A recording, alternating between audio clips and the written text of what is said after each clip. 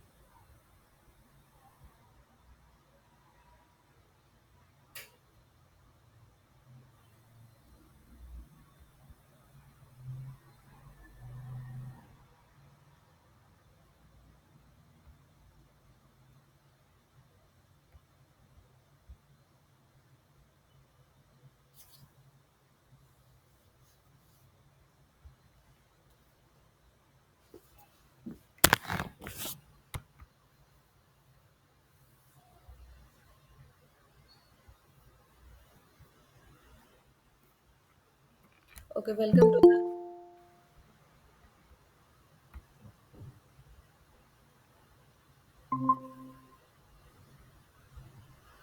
to the third week of uh, Design of Steel Structures taught by Professor Damodar Maiti. I'm Trisha Chakraborty, one of the course teaching assistants, and uh, I'm a PhD student at the Indian Institute of Science, Bangalore. I'll start with a brief recap of the previous 2 weeks. The key concepts.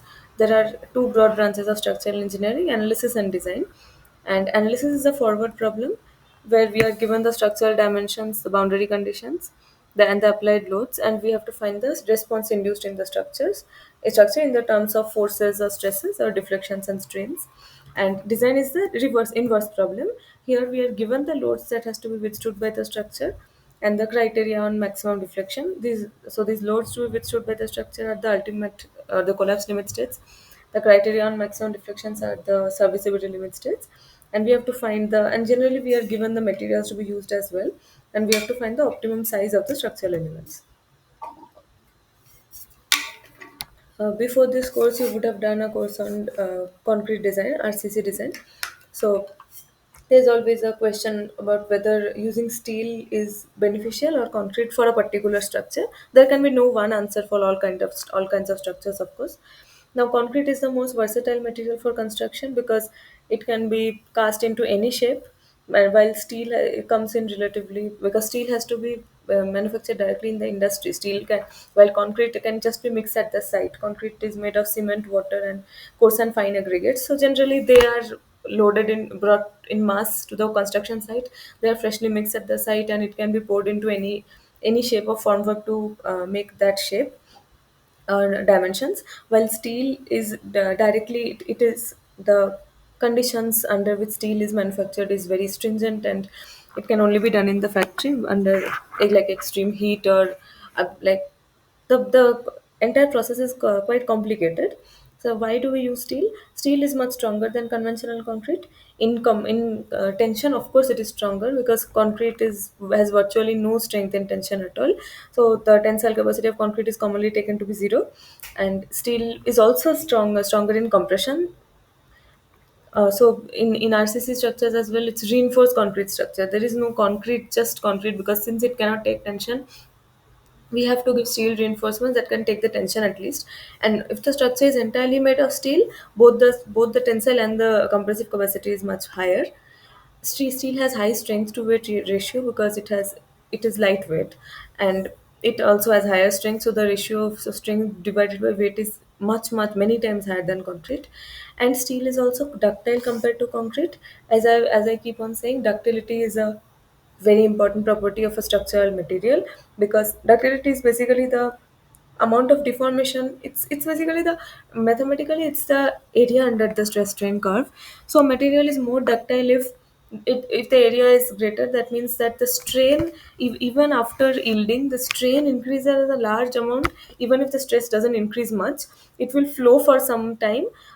So that will give enough warning time. Even if the structure is about to collapse, steel gives warning time. Concrete tends to fail abruptly and fall. And if there is some extreme loading like earthquake or a tsunami or something, if we get some warning time, uh, if in a steel structure the steel will deform a lot, we will see that, and there will be time for evacuation and all that, even if the structure is eventually going to collapse. While in concrete, it might lead to a sudden failure and a greater loss of life.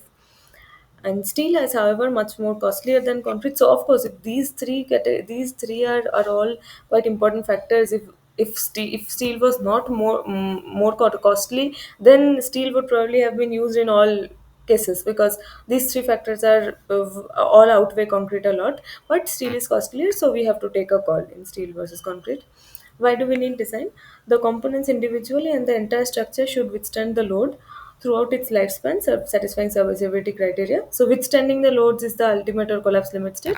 This is the serviceability limit state, and there has to be a lifespan specified, because all materials undergo fatigue and creep and all that, which is basically time dependent deterioration in its strength and its stiffness. So if I design a structure today, I cannot guarantee that 50 years or 100 years later, the material properties will exactly be the same. There are also some factors like corrosion and all that.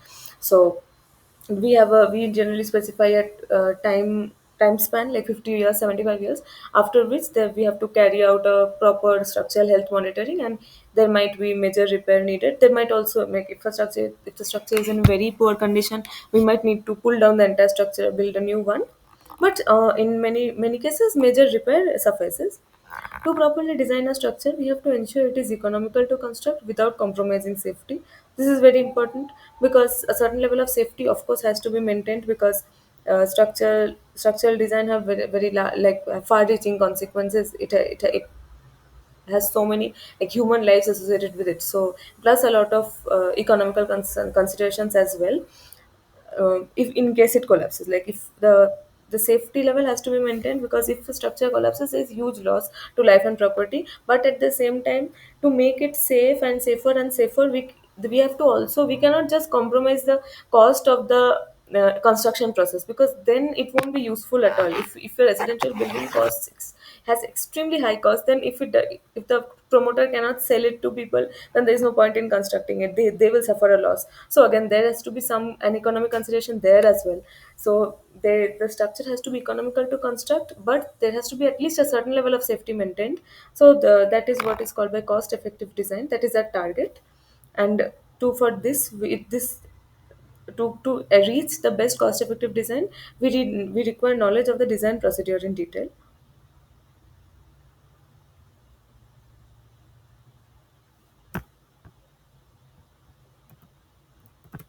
Mechanical properties of steel. There are firstly these are listed in the Indian Standard 800 IS 800 2007, which is the Indian Standard code for steel design. Irrespective of the grade, these five properties are taken to be constant: the density, the Young's modulus, Poisson's ratio, the bulk modulus, and the coefficient of thermal expansion.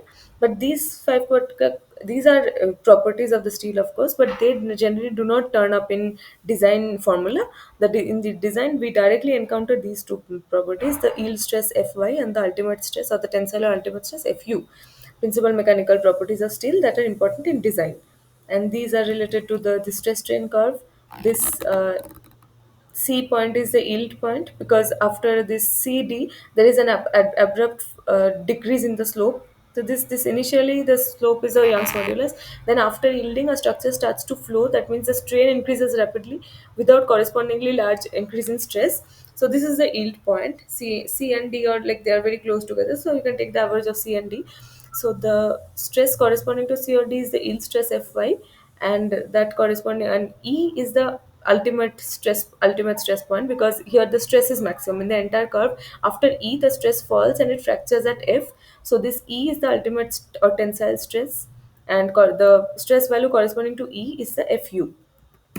A is the limit of proportionality, where the linear nature or the Hooke's law of the Hooke's law nature ceases. B is the elastic limit. So after A, from A to B, there is a nonlinear behavior, but Hooke's law does not apply, because so it's nonlinear.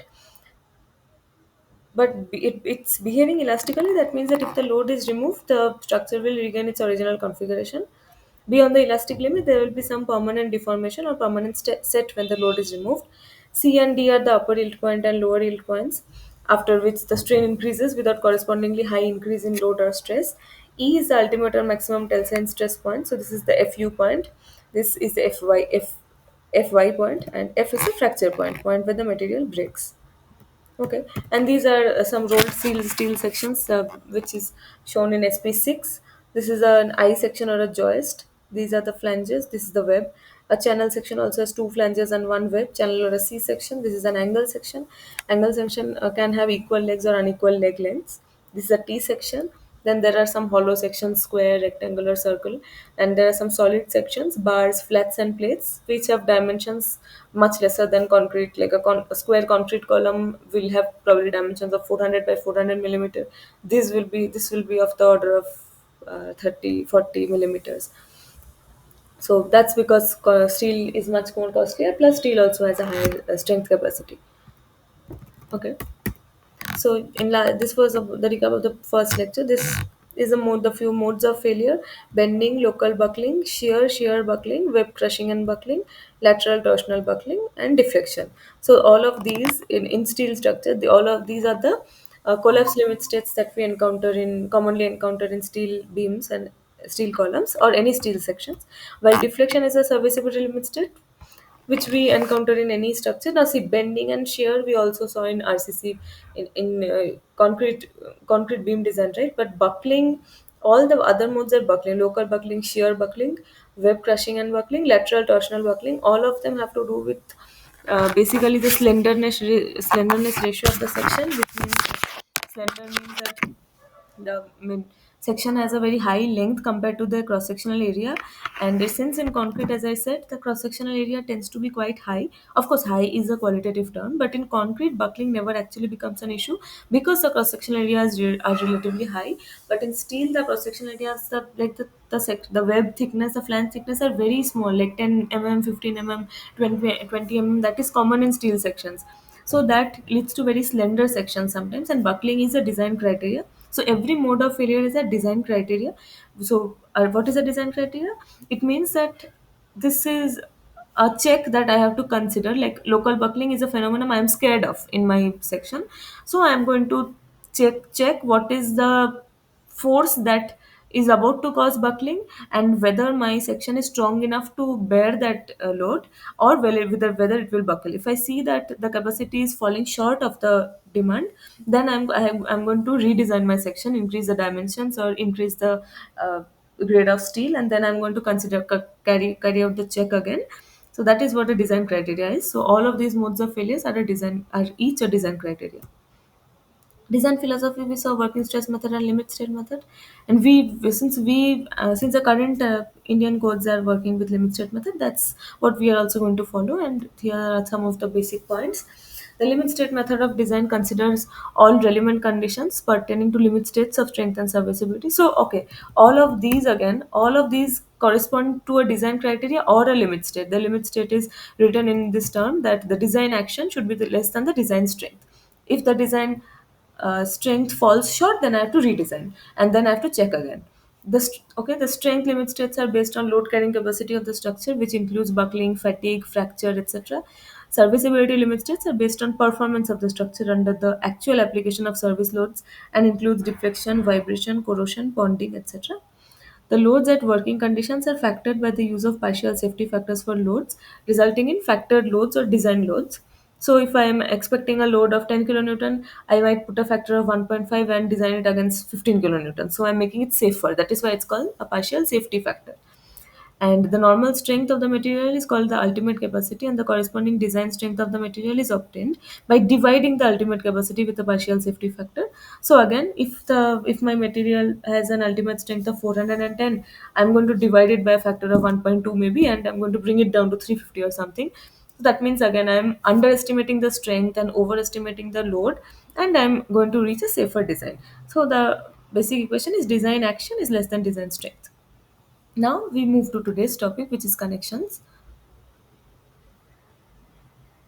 Connections is a very important topic in steel design, and it is not really in concrete, because in concrete, as I said, that concrete is mixed and mixed at the site and poured into formwork. If and it's generally cast as a whole, like the slabs, the beams, the columns, they're all cast together, so it's already a homogeneous structure. But in steel, what happens is basically for steel, all of these sections, like a beam section, a column section, they are directly brought in the form of a section itself, like a beam, a column. They are brought individually, shipped from the industries, and they are assembled at the site. And for that assembling, we need connections, right?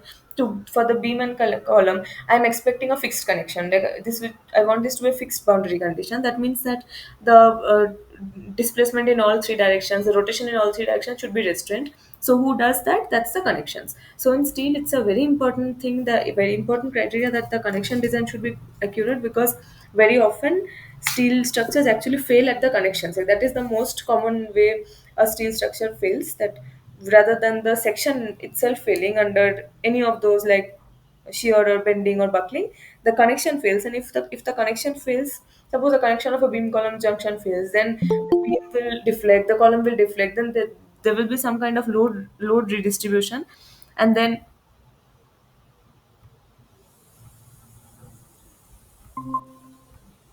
there can maybe some kind of load redistribution, then another connection might fail, and then the members involved in that connection also will undergo very large deflections, and it might lead to a progressive failure of the entire structure.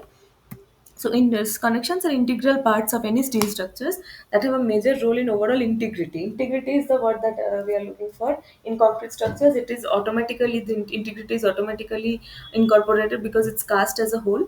But in steel structures, the standard parts have to be properly connected to create the structure. Connections make up a large amount of the cost of structural steel as well. Connection design should be given top priority for both safety and structural economy.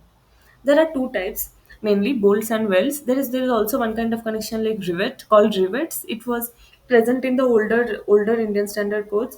For example, the Howrah Bridge of Kolkata is completely made of rivets. Like all the connections are riveted. But these days in IS 800 2007, we use bolts and welds.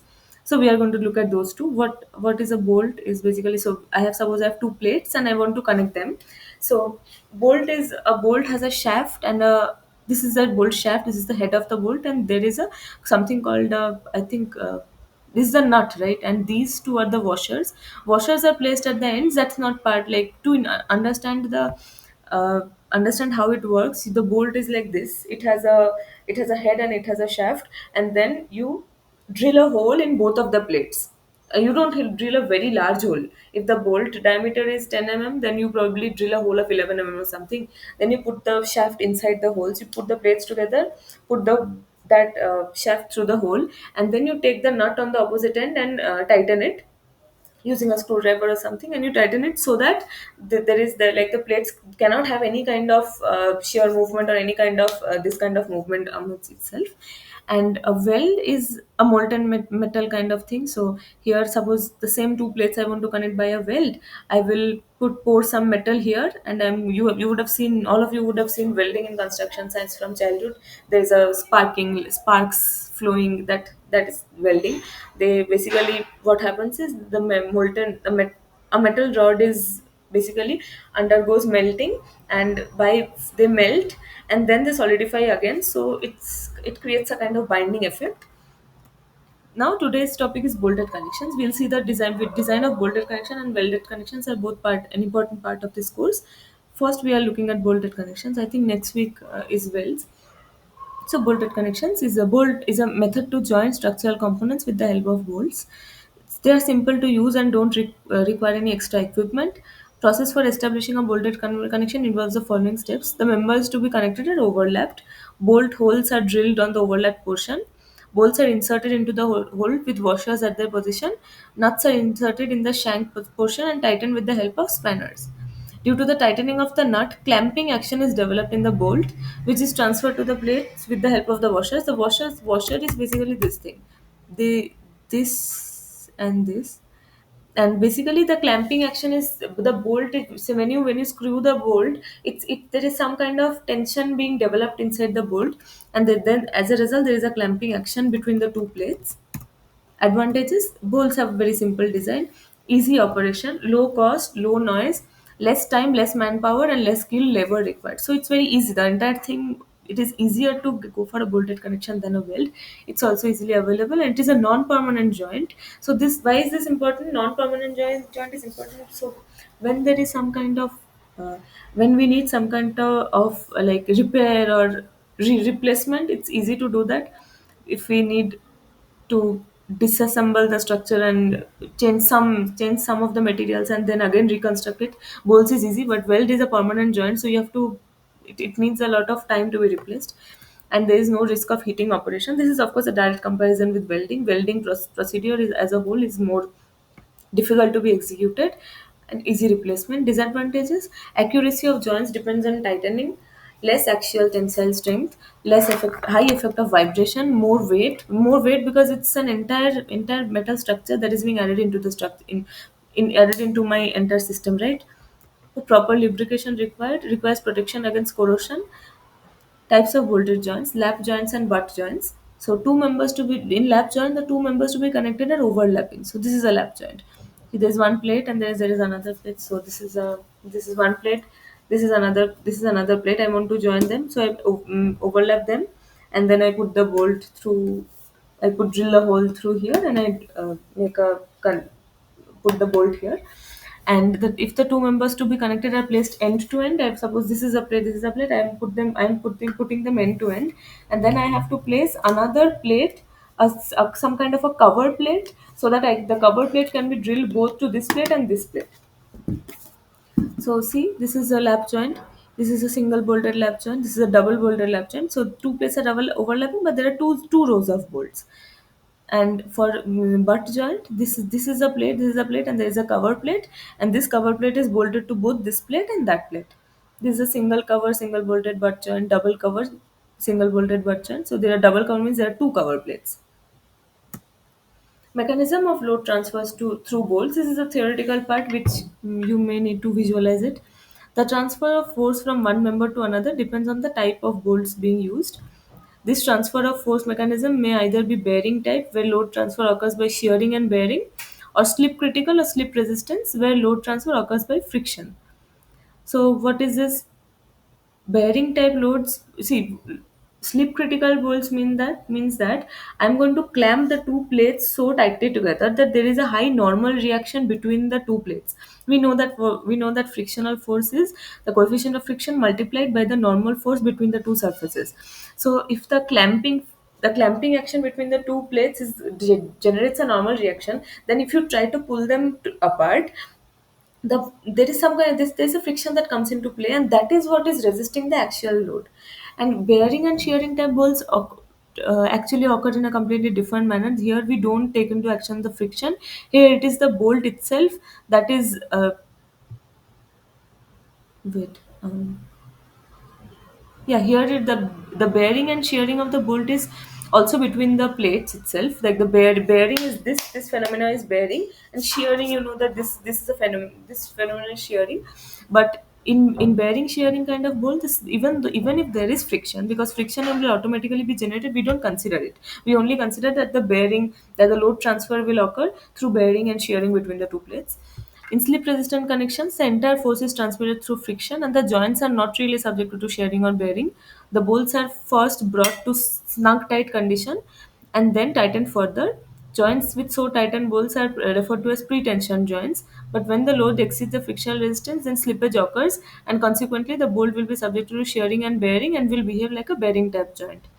When high strength bolts are not tightened sufficiently so as to significantly squeeze the plates together, there will be a negligible friction between the plates. On load application, the plates slip a little and the load will tend to shear off the bolts on the interface or press or bear against the side of the bolts. Now the load transfer will be like a bearing type joint. So it is a little important to visualize this. Basically what happens is in a bearing shearing, if you don't consider the friction, then you'll see that the two, like the two plates are trying to shear off. If I'm putting an axial force, it is this kind of motion.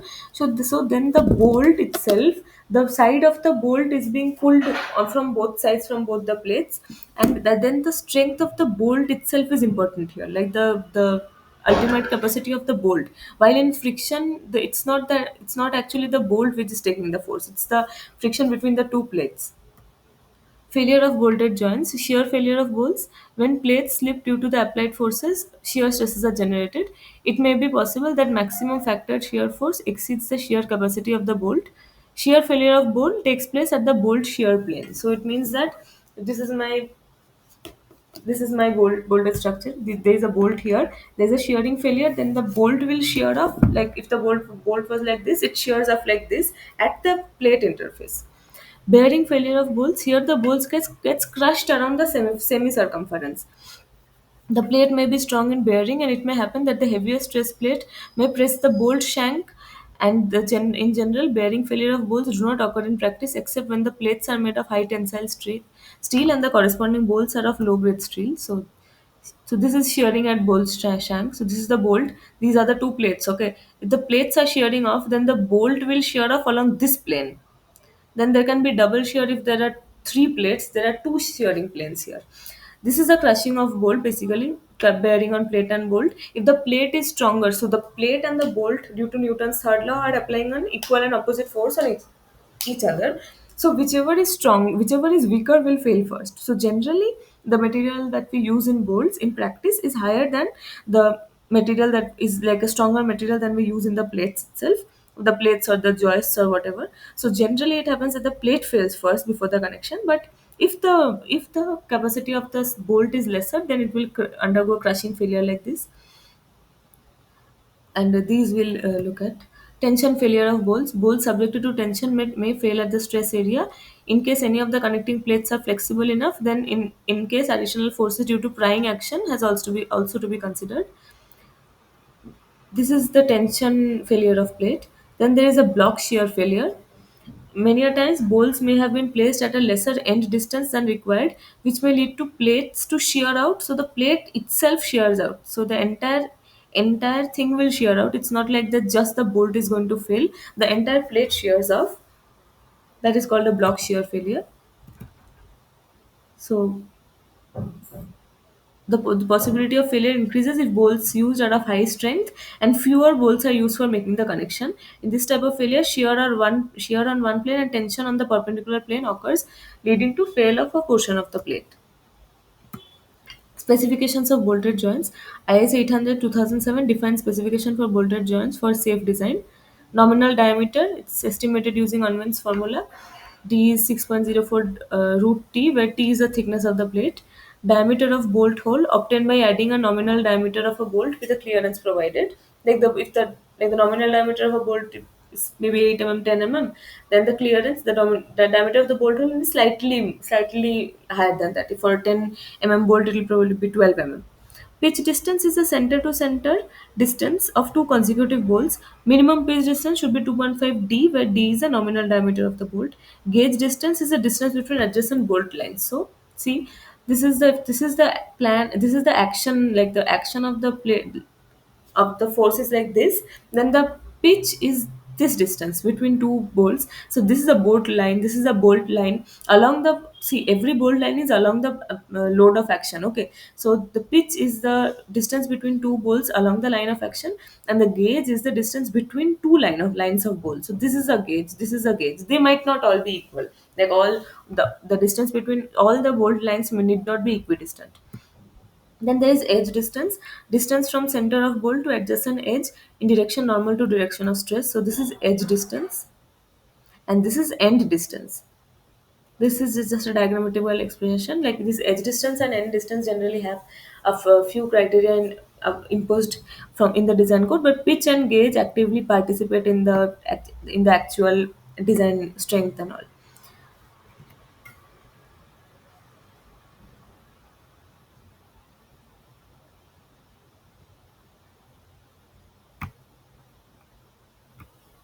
Okay, so now we'll look at the design strength formula. Bearing type connections. There has shearing strength and bearing strength and tensile strength. These are three we have to design it against.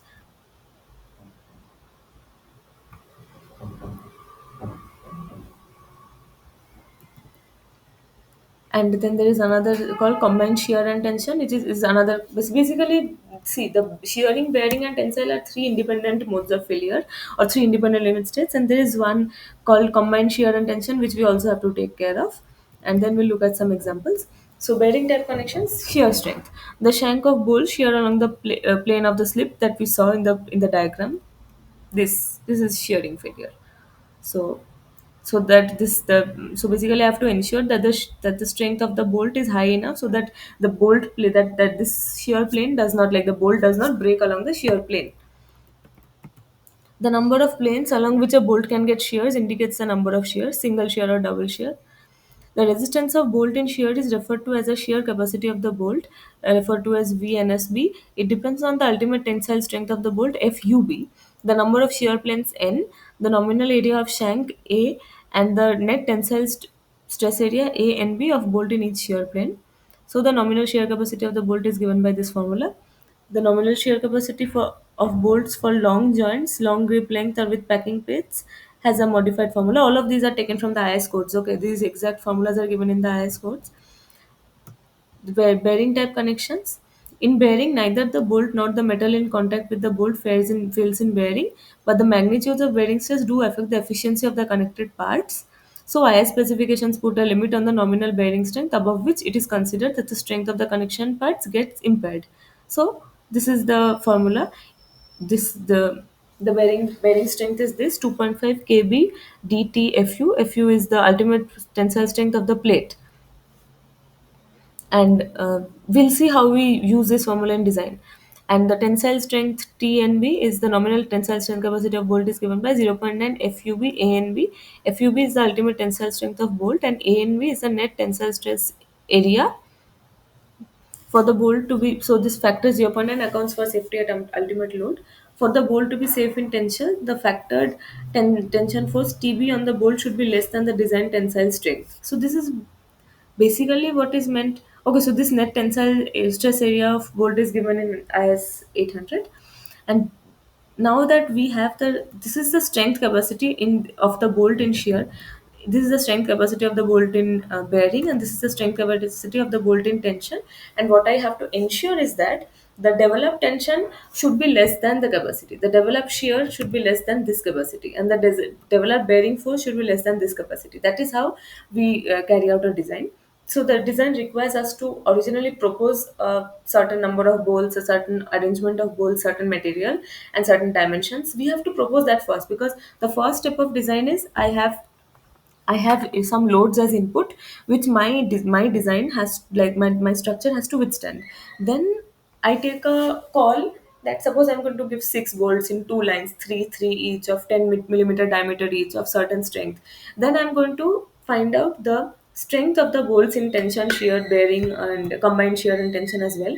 And I have to see if the developed forces, if my capacity is enough to withstand the factor developed forces. If not, suppose if I see it's failing, then I might have to propose four lines of bolts, or like four bolts in each line, and so on. And so it is again I have to carry out the check. That is an iterative process.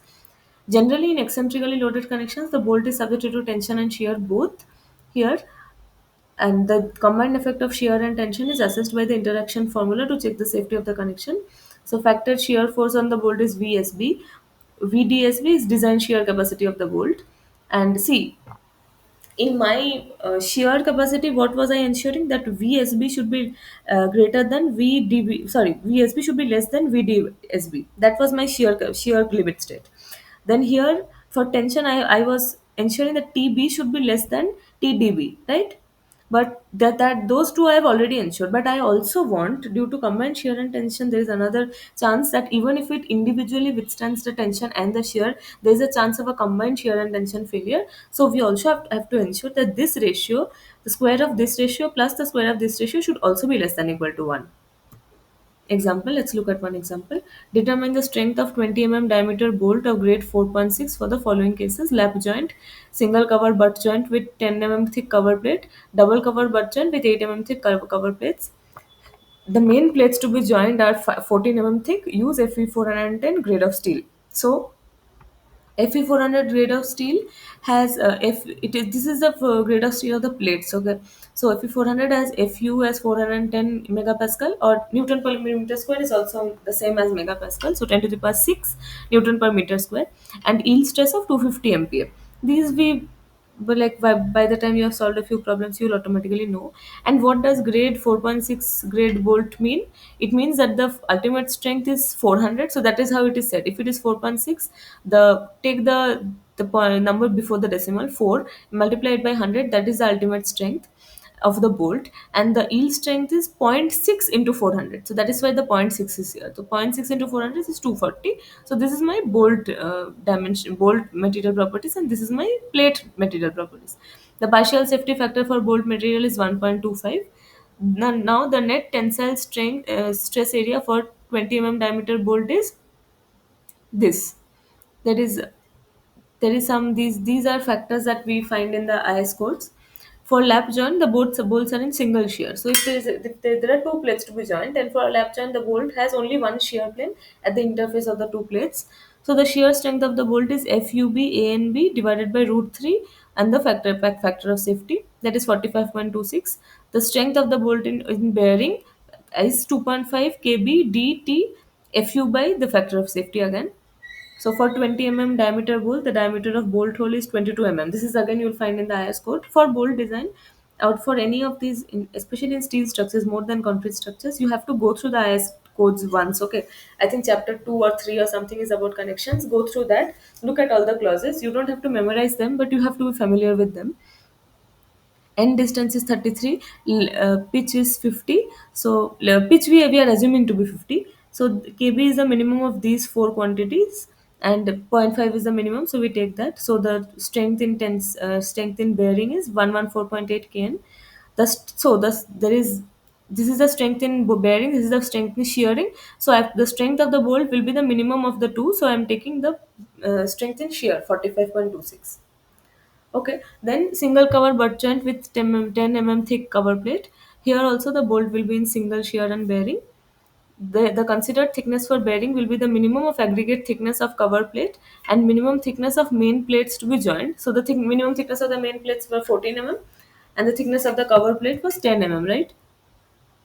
10 and the plates has 14 so the minimum dimension is 10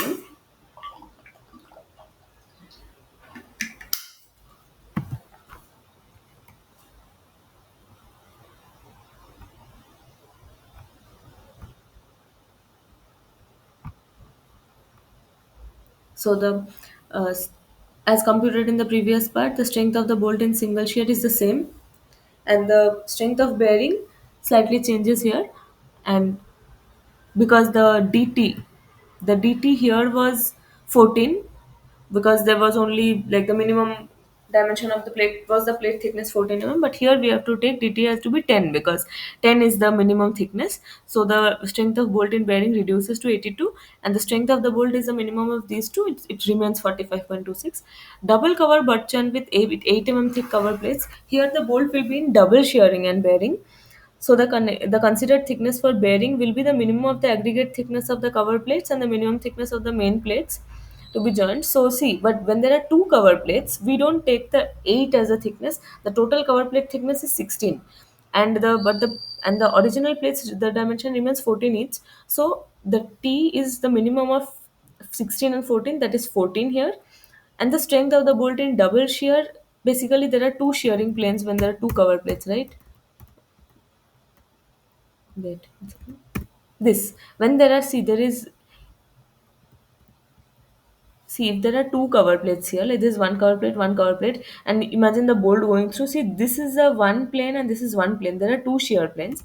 So in the formula, for the shear capacity, there is a two multiplied. So the shear capacity becomes 90.53, and the strength of bolt in bearing is dt is 14 here again, not 16. This is 114.8. So the strength of the bolt is 90.53. Here's another question. This has a bolt. Like here, we were looking at only a single bolt strength. Here, we are looking at a bolt arrangement. Find the strength and efficiency of a lap joint as shown. Bolt of grade 4.6 and diameter 20 mm are used for making the connection. The plates to be joined at 12 mm and 14 mm thick use Fe 410 steel. For Fe 410, Fu is 410, Fy is 250 MPa. For bolt of grade 4.6, FUB is 400 and Fy is 240. For 20 diameter bolt, 20 mm, the diameter of the bolt hole is 22 mm. The tensile stress area of the bolt is 245 as previously we calculated. The partial safety factor is 1.25. In lap joint, the bolts are in single shear and bearing, where bearing strength is governed by thickness of the thinner plate. So there are two plates, one is 14 mm, one is 12 mm. I'm going to take 12 mm. So the strength of bolt in single shear is ANV FUB divided by root 3 gamma MB, 245 into 400 by root 3 1.25, that is 45.26. And for the strength of bolt in bearing, this is the formula.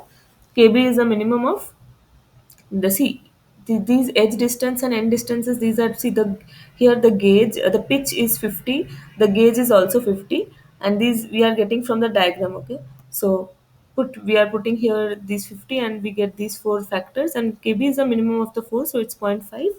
And so the strength of the bolt in shear is in bearing is 98.4. The strength of the joint per pitch in shear is 2 into 45.26. The strength of the joint per pitch is bearing is 2 into this. And now the tensile strength of the plate per pitch is that formula we saw initially, we saw before. So it's zero point 0.9 Fu An by gamma m1. And An here, see, An is basically the cross sectional area of the plate. Now the plate has, for, look at this, the plate per pitch means that between this to this, what happens is the plate has a, the length is the pitch, and then there is a, we have to subtract one bolt diameter from, because one radius is getting subtracted from here and one radius is getting subtracted from here. So this is P minus D naught, 50 minus 22. T is 12, and Fu is the ultimate strength of the plate, so it's 410, not 400. We get 99.187. Strength of the solid plate per pitch is the area, the gross area. AN was the net area, AG is the gross area, that is just 15 to 12. We are not subtracting the diameter here. That is, of course, greater than this one. So the efficiency of the joint is 99 point, is this divided by this. This is just a factor that efficiency of the joint is basically due to introduction of the bolt hole, the plate is getting weakened to some extent, and that ratio is called the efficiency. The per pitch length efficiency may be different from the total width efficiency. This is a double cover butt joint, which is single bolted, used to connect two plates of each 10 mm. The cover plates are 80 mm thick, and the bolts of grade 4.6 and diameter 16 are used. The gauge of joints is 40 mm as shown, and the pitch is, and this okay, the gauge is 50 mm. Determine the efficiency of the joints if the form bolts are formed in a line with this. 35 is the edge distance, and the pitch is not mentioned here. One second. The pitch is okay. The pitch is assumed to be 50 mm here. So the tensile strength area of the bolt for 16 mm diameter is this. Partial safety factors are these as for finding IS 800. The bolts are subjected to double shearing and bearing, because it has, see, this is a shearing plane, this is a shearing plane, and the number of shearing and bearing planes are always equal. So both the shearing and the bearing gets multiplied by a factor of 2. Minimum of main plate thickness is 10. Aggregate thickness of cover plate is 8 plus 8 16. So I have to take T as 10 mm. Diameter of 16 mm bolt hole is 18 mm. Per gauge strength of shear strength of bolt by the formula, we have to multiply by 2 since there are two shearing planes is this. Per gauge bearing strength of bolt is this. And per pitch tensile strength of plate, as we did earlier, is zero point 0.9 Fu An. An is the net area. This it is 94, and the per pitch strength of solid plate is 113. The strength of joint per pitch is minimum of 1, 2, and 3. So this per pitch strength of solid plate is not relevant here, because once I introduce the bolt hole, the net, the solid plate is not existing anymore. So one is the shear strength of bolt, two is the bearing strength of the bolt, and three is the tensile strength of the plate. These three are the minimum of these three should be considered. So the strength of joint per pitch is 58, and this per pitch strength of solid plate was 113. So we put, to find the efficiency of the joint, we put the actual strength, we divided by the strength of the solid plate and multiplied by 100. So 50% is the efficiency of this joint. Okay, so these are mostly the kinds of questions that you can expect in bolted connections. This is another similar kind of example, and this is also a design problem using the same criteria. So, are there any questions?